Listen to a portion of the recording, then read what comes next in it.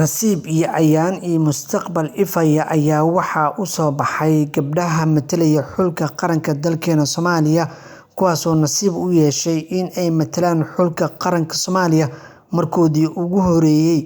Waxaa markaasi muddo aad u fara badan lagu taamayay in xulka qaranka dalkeena Soomaaliya uu yeesho gabdho mustaqbal leh oo markaasi xirfad aad u sareysa ay yeeshaan kuwaas oo matali doona xulka qaranka dalkeena Soomaaliya. Muddadii la wada sugayay ayaa markaa waxaa la gaaray xilligii ay matali lahaayeen xulka qaranka dalkeena Soomaaliya. Gabdhahan oo markaasi ah gabdho xirfadooda ay markaasi tahay kuwo aad u sareeya lana sugayo in mustaqbalka dhow ay guulo waaweyn u keenaan xulka qaranka ee Soomaaliya.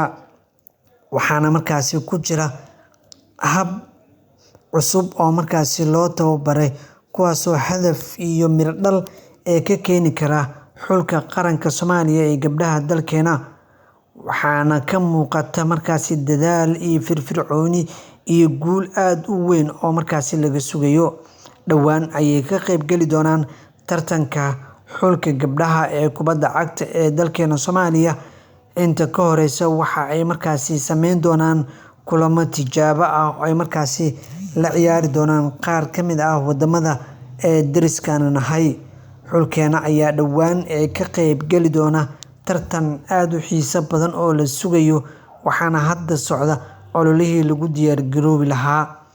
Kulan saaxiibtinimo ayay la ciyaari doonaan xulka walaalaha nahay ee dalka Djibouti oo dhowaan ku ciyaari doonaan isla dalkaasi Djibouti.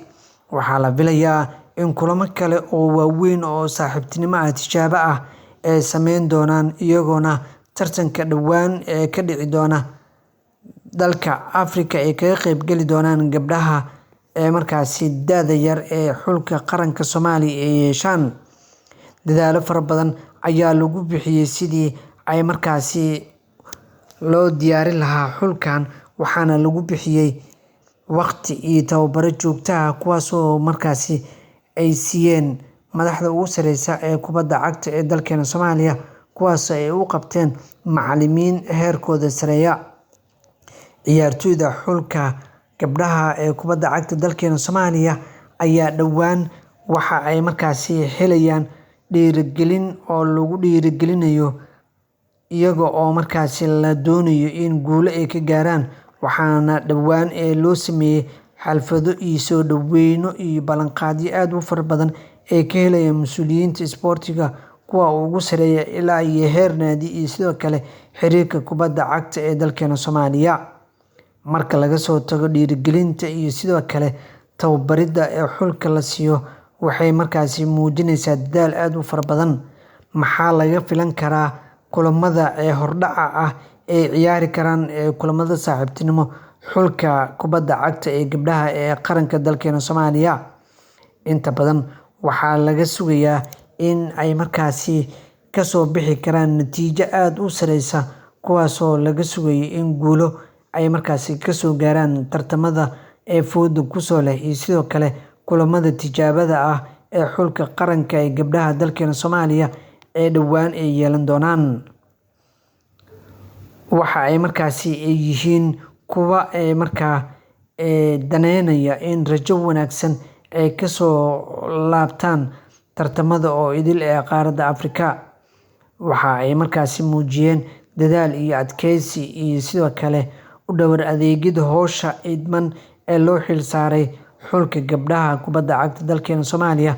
Waxaana looga fadhiyaa in guul iyo magac iyo taariikh weyn ay u soo hoyi doonaan dalkeena Soomaaliya. Guushan waxa ay markaasi horseed u noqon doontaa horumarinta iyo dadaalka lagu jiro sidii sare loogu qaadi lahaa gabdhaha matalaya xulka qaranka dalkeena Soomaaliya iyagoo marxalado kala duwan ay markaasi soo mareen aasaaskooda. Waxa ay ka soo bilaabeen heerka ugu hooseeya ee markaasi dadaalkooda uu ahaa heerkii la rabay. Ugu dambeyntii waxa ay markaasi soo gaareen darajada ugu sareysa ee hadda kuwaas oo markaasi rajeynaya in xulka Soomaaliya magac iyo maamuus weyn ay markaa u soo hoyin doonaan dalkeena Soomaaliya.